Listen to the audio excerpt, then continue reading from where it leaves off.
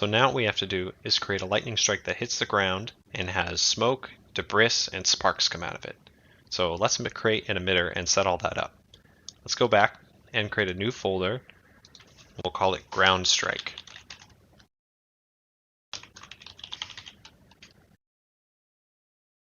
Open that up and let's create a new Niagara system.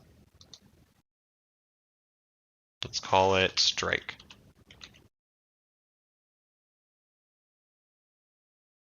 Let's open that up. And let's create a new emitter and we'll have it be an omnidirectional burst. And let's rename that to sparks. We're going to use these particles to make our sparks. So we don't need all these parameters, so let's get rid of some. Let's get rid of scale color. Let's get rid of scale sprite size and calculate size and rotational inertia. Go into initialize particles, and obviously these are super big and they stay around for way too long. So let's change that. In lifetime min, let's set it to 0.2 and the maximum to just be 2. Then under sprite size mode, let's set this to non-uniform. We'll set it to, let's say 5 and this one to 2. And as you can see, they're not aligned very well. They're all going in random directions, and that's because we need to go into our sprite renderer and we need to change our alignment to velocity aligned so that they'll face towards what their velocity is telling. They'll face towards where their velocity is telling them to go. Okay? Go into your sphere location. Right now, these are all spawning in a sphere. We don't want them to spawn underneath the ground, so let's change the Z hemisphere. Let's check this box. Okay. And now let's change the velocity a little bit. Right now it's going from 75 to 400. I want to change that to 75 to 1000. So that some of them will be about the same and then some of them will fly pretty far off.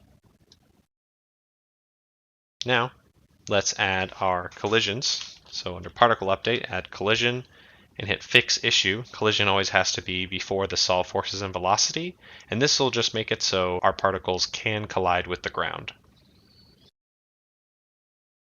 All right, now let's put in our color. Let's set it to 500 and 50 and 0. Okay, now we need to bring in some lightning. We could generate more lightning in Houdini, or we could just use the lightning that we've already built inside our charge system. So let's copy that, bring it into our strike system, and let's rename that strike.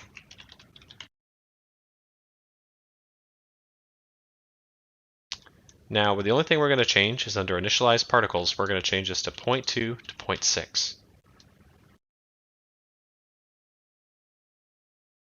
Let's change it to 0.3, 0.6.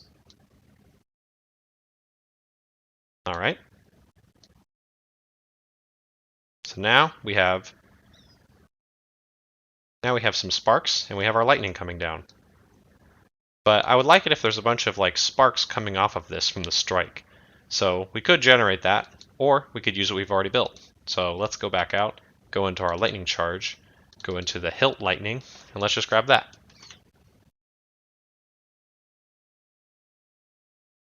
Let's take this and let's rename it to ground strike, or maybe ground tendrils.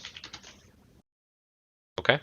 And I just realized that in my hilt lightning I never named this, so I'm going to rename this to hilt. And inside here, now we have something kind of interesting. It's spawning on the ground, but as you can see, this is going every which way and we don't want it to be around near this long. So let's go into our emitter state. Let's just set this to 10. Actually, let's just set this to once. We only want this to come out one time. And we want it to be above the ground, so we don't want it spawning in random ways. So let's set the X and Y to 0.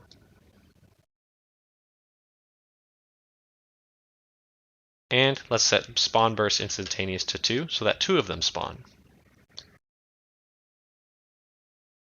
So now we have lightning that comes up, hits the ground, and then randomly we're generating a different lightning strike each time it hits the ground.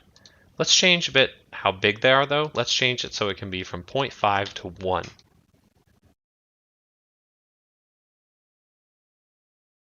And finally, let's change how long they're around for. Let's get this to 0.15 to 0.2.